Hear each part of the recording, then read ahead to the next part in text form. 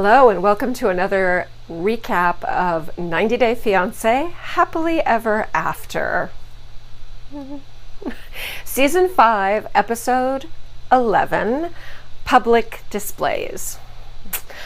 With our remaining 3 couples that don't offend my sense of human decency, we will proceed with our recap. Fortunately, the couples that are left I think are pretty interesting. So, yeah. All right, you will recall that I do not cover the frizzy blonde buffalo, who is basically everything wrong with America in one human being, and her oppressed Nigerian hostage. We don't cover them.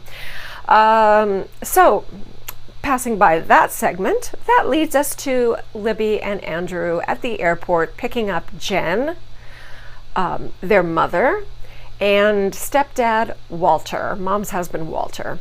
Okay, the whole family will stay together at the palatial Airbnb that Chuck and Charlie like to say every 2 seconds is so much nicer than the horrible ghetto where Andre's family, who by the way is being so nice to them and pulling out all the stops to be incredible hosts, that this Airbnb is just so much nicer. Why would Andre's family live in that slum? I don't know. They don't have a lot of money. They don't defraud people. They don't commit mortgage fraud and other various crimes. Oh, maybe that's why. Okay. The newcomers don't know about the fight at the restaurant. Oh, don't worry. Chuck and Charlie will fill you in the wrong way. They'll misrepresent everything. You'll know very, very soon. Trust me. Okay, Jen is immediately rude. She's immediately putting everything down. Of course, what would you expect? She's like, why does it get dark so early here? Why is it cold? Well, it has to do with the position of the Earth's rotation around the sun. I mean, she's just an idiot. Andre's family is also waiting for them at the Airbnb. Mom, Pamela, and Walter seem reasonably nice at this point. And then there's Chuck and Charlie, which are, again, everything wrong with America, in this case embodied in 2 lumpy men. So, and of course, Jen looks at the food that Andre's mother has lovingly prepared and pretty much blurts out, well, I'm not eating that. Yeah.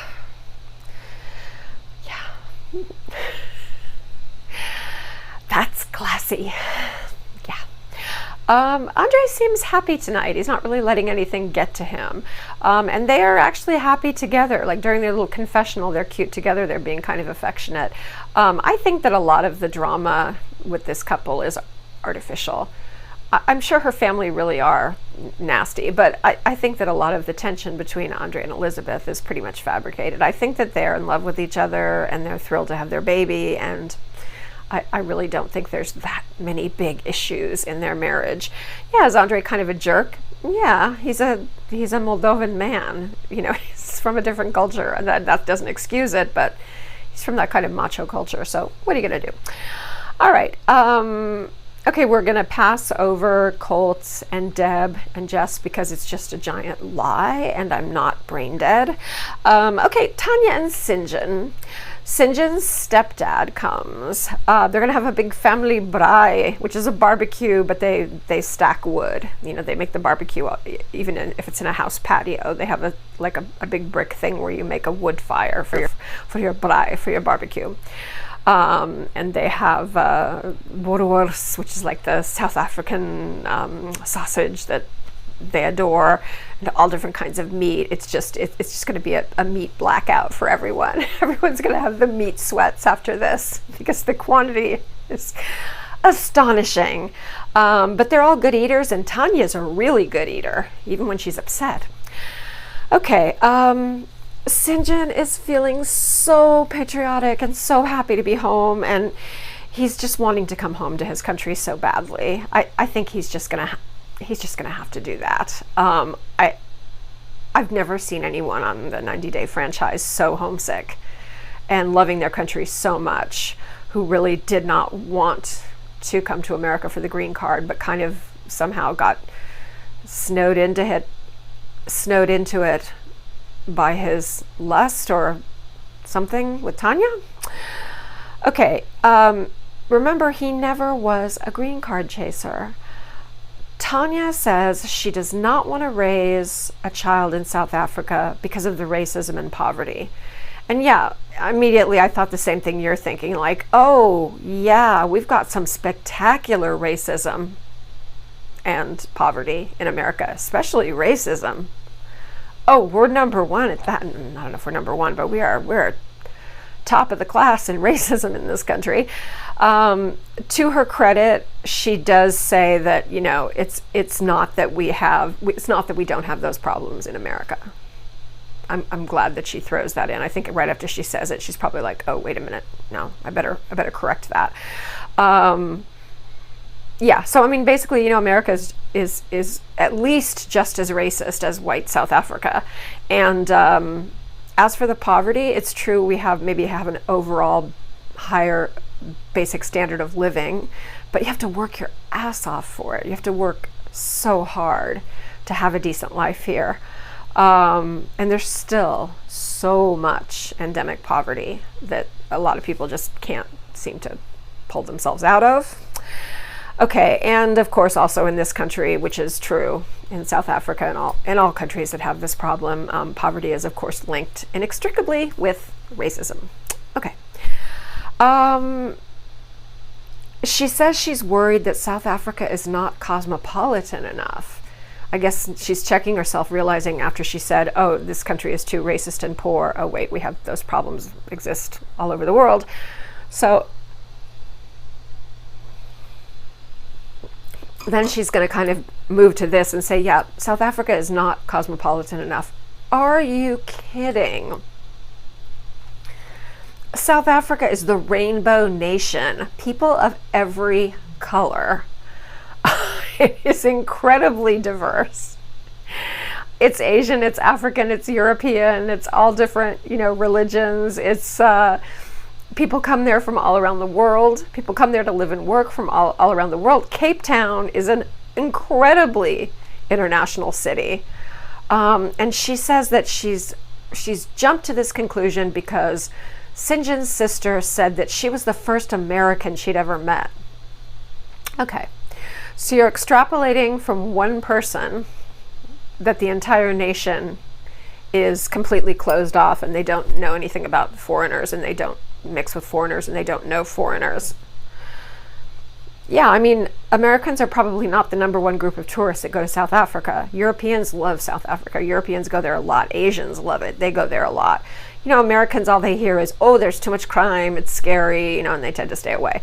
But yeah, that's actually quite funny because cosmopolitan is one of the words that I would use to describe Cape Town. Now, if you're out in some Boer farm in the bush, yeah, absolutely, people would not be cosmopolitan.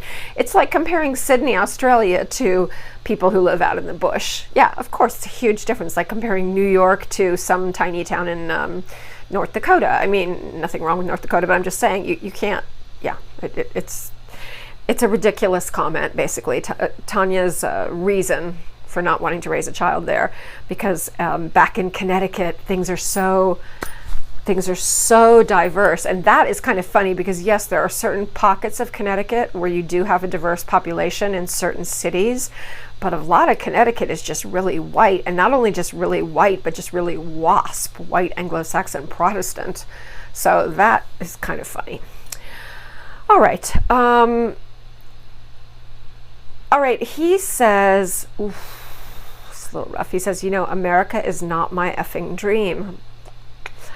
Tanya is being quite a bitch around the family. She's kind of losing her temper. And, you know, the thing is, Tanya, you definitely pressured him into this. This is your plan. Remember, he's living your dream. He's living your plan. He said that. And it's very true. So, you know, as they say, ditch the bitch. His mom has been nice. She looks like she's about to snap, but she's really well behaved. She has beautiful manners, so she's being very cautious, and she's not snapping at Tanya, to her credit. Tanya is whining. The dad is trying to see both sides. Again, he has beautiful manners. He's being very cautious to see both sides. He's speaking, on a very even keel. Now Tanya's crying. God, she's always crying. Why air all this in front of the family? It's not necessary. She's just so dramatic and just so selfish. She can't see beyond her needs at that immediate moment to express herself and have herself heard and make a scene and be a drama queen. I'm just going to say that Shinjin's mom is basically a candidate for sainthood after her reaction to Tanya's bad behavior. Okay, and the mom says finally, well, you two should just need to take a step back. Just let's calm it down for now and go back to the braai. So now we come to the scene that has been very much hyped up by TLC. Kalani of Asuelu and Kalani is going to meet Asuelu's mom and famous sister Tammy. She of the lovely, beaming, smiling face. She's like, no. Scary Tammy. She may not be very big, but she's scary. Okay, this is all starting to feel pretty fake. I think this might really be made up for the show. I don't believe this has anything to do with Samoan culture, other than, yes, I think it is part of Samoan culture that when people go to America, as soon as they are able and they're doing at all well, starting to make money, yes, immediately they would help their family. They would send money back to Samoa. That I believe, that it should be a priority to help your family. But not in this case, not when he has no money, not when Kalani is not working because she's taking care of 2 babies, not when Asuelu is working part-time at a health food store shilling yogurt. So I don't believe that, unless they're completely crazy, and Mom and Tammy do seem a little bit off, but unless they're completely crazy, there's no way they would really think that they should drop everything and, starve and let their kids starve, so that all of their money should go to Mom and to family back in Samoa. They keep saying family back in Samoa, but I'm thinking if you give any money to Mom and Tammy and the other sister, it's going to stay there. I don't think they're going to pass it on to Samoa. I don't believe that. I'm not that impressed with them. Okay, Kalani finally just says, look, you're not getting the money. Let it go. We gave you, or we'll give you $100. That's what we can do right now. But no, you're not getting $1,000. It's not happening. Mom says, you are stomping all over Asuelu's culture. He must take care of his mom and his sister. We find out the sister is working. She does work full-time. And she says she does put her children in daycare while she works. Tammy says, your parents can support you. What? That's such a weird assumption. I mean, you don't even know how much money the parents have. They assume because they own a house or two that they're rolling in money. But the thing is, Mom and Tammy live in America. If they were back in a village in Samoa, this would be way more understandable because they just think the streets are paved with gold here and everyone's making money. But the fact is, Tammy is a working woman here in America. She knows how expensive things are. She knows what it's like to work, how hard it is to find childcare, how expensive childcare is. They both know what it's like. So that's why I really don't buy this. I think it's definitely drama that's been kind of amped up for the show. Okay. Again, Tammy says since she works and puts her kids in daycare, Kalani should do the same. Then they say that she got pregnant by Asuelu on purpose. She tricked him into marrying her. Like he is an awesome catch. No. And then finally, Mom says, shockingly, Mom says, I don't care about the kids.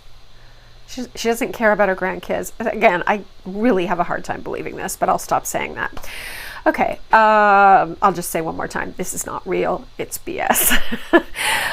Okay, Kalani starts crying, and her crying just makes them meaner. She's like, okay, this is it. In the famous phrase of 90 Day Fiance, I'm done. So she starts to walk off, and Tammy acts like she's lunging after Kalani, like she's going to go, flatten her. And Kalani is much, much larger woman than Tammy. Tammy is little. Kalani is quite tall, and she's a formidable woman. Then Tammy yells after her and says, the next time I see you, I'm going to beat you up. Okay, good luck. All right, we're going to pass on Larissa and Eriki, again, because I'm not brain dead. And back to Elizabeth and Andre. Chuck and Charlie have to jump right in and tell them about the dinner in their skewed way, full of crap, of course. They're sitting, this is actually the next morning after they have dinner with the family. And so they start in on the story of the dinner, and Andre going crazy. He's got such a temper. Wow. And Elizabeth's sister Jen says, I haven't eaten since I've been here.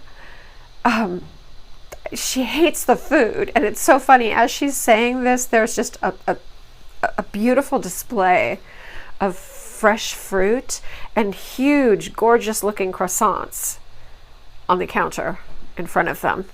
It looks like a breakfast fit for more than a crime family, that's for sure. Anyway, they say that, yeah, he did apologize, but it was a really weak apology. He didn't really mean it. And then Charlie brags that he got Andre's friend Marcel, the guy who went to Ireland with him, he got Marcel to give Charlie his phone number. So their plan is they're going to take out his friend and try to get his friend to betray Andre. They're going to ply him with drinks and try and get him to spill on what really happened. Why did Andre have to move to Ireland? As if there's definitely something seriously wrong. I don't know. So yeah, they're going to basically try and get his best friend to betray him. You know what you do? You suck. Okay, back to Tanya and Shinjin. Tanya stomps off into the bedroom, but brings her plate, because even when she's upset, that girl can still eat. She can go through a lot of meat. Big bites.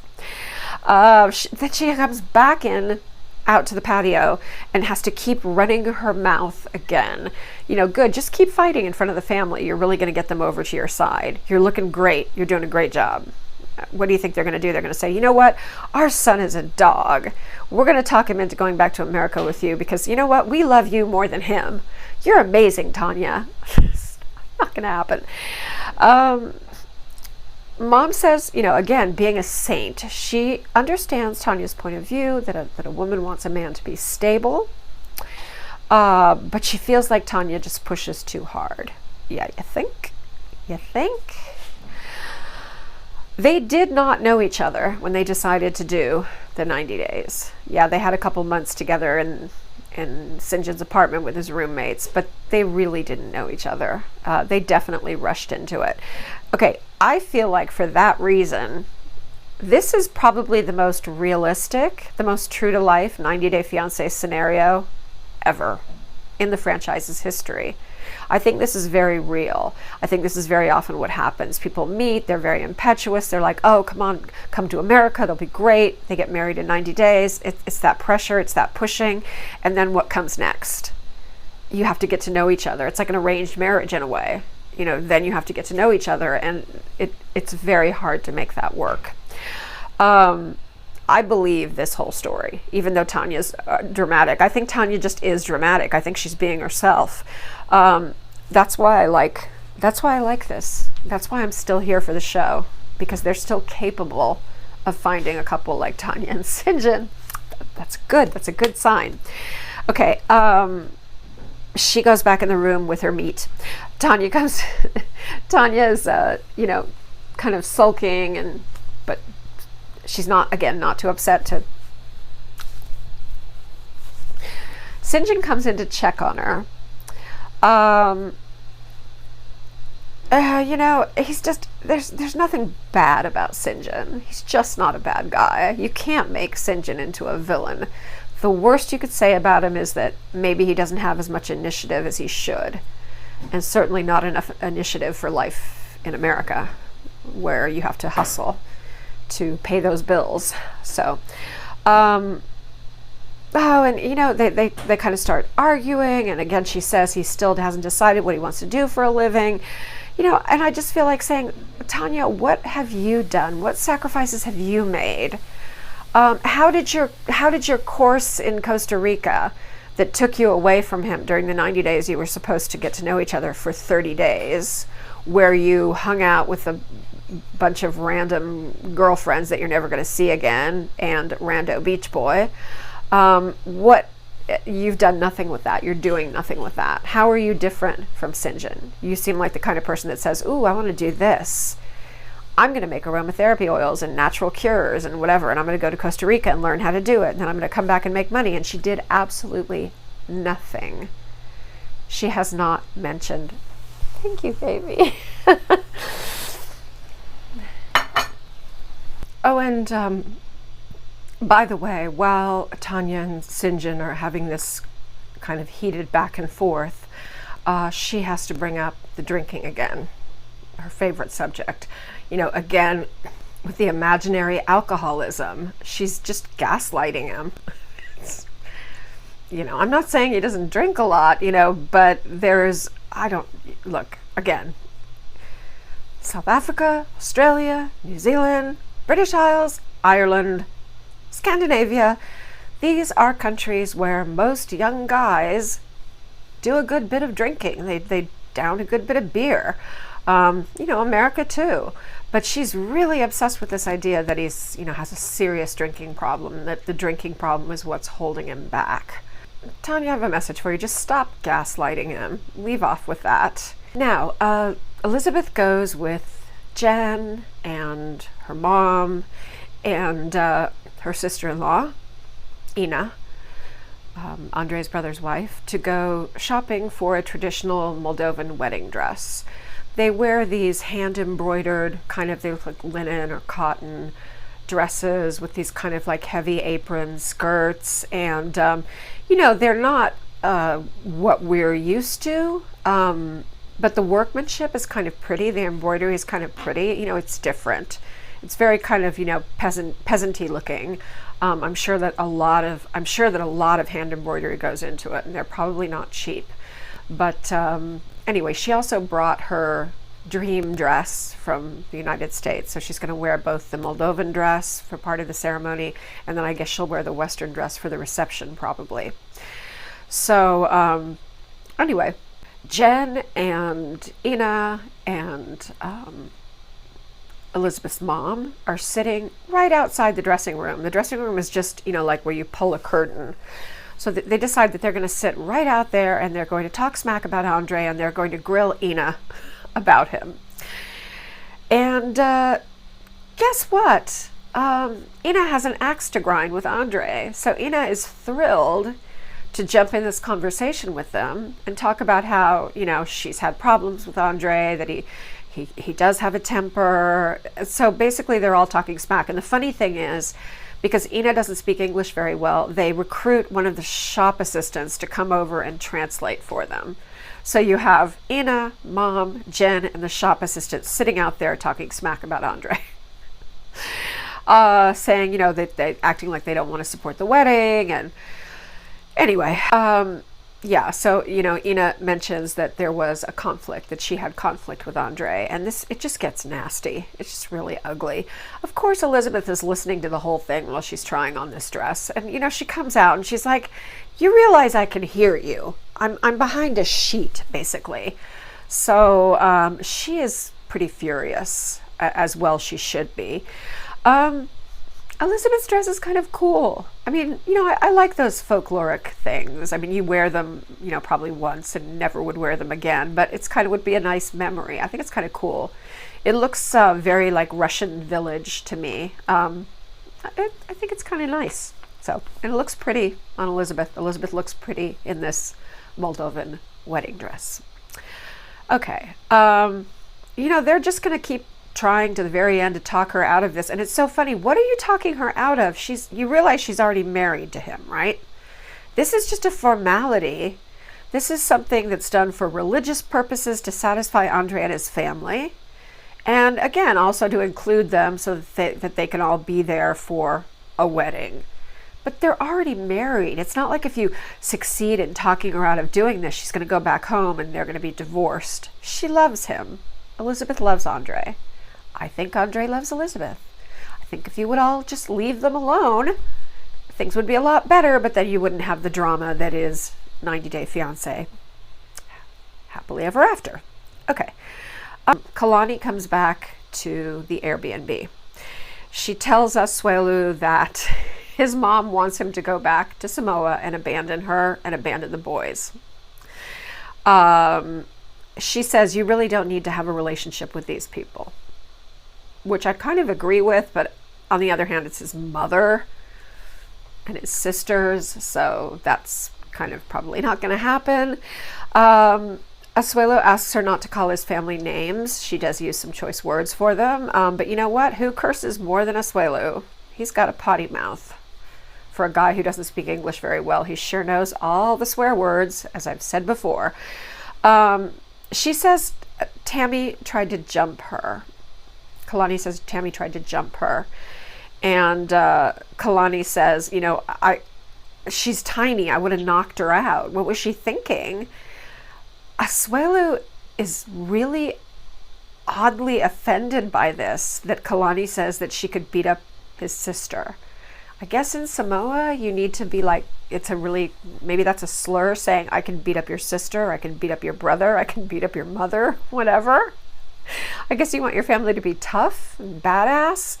So Asuelu says, maybe my sister would have knocked you out. Okay.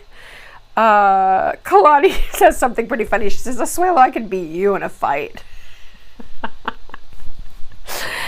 And of course, it's very strange that he's mostly worried about who can beat who in a fight rather than talking about the direct problem, which is your mother and your sister telling you that you should abandon your family if they're not willing to pay them.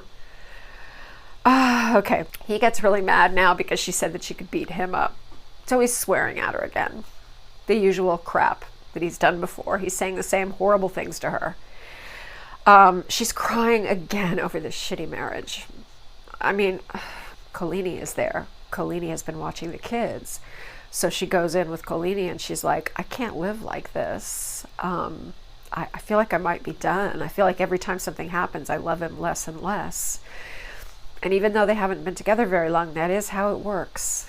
That is how marriages disintegrate. It's like chip, chip, chip, little bit by little bit by little bit.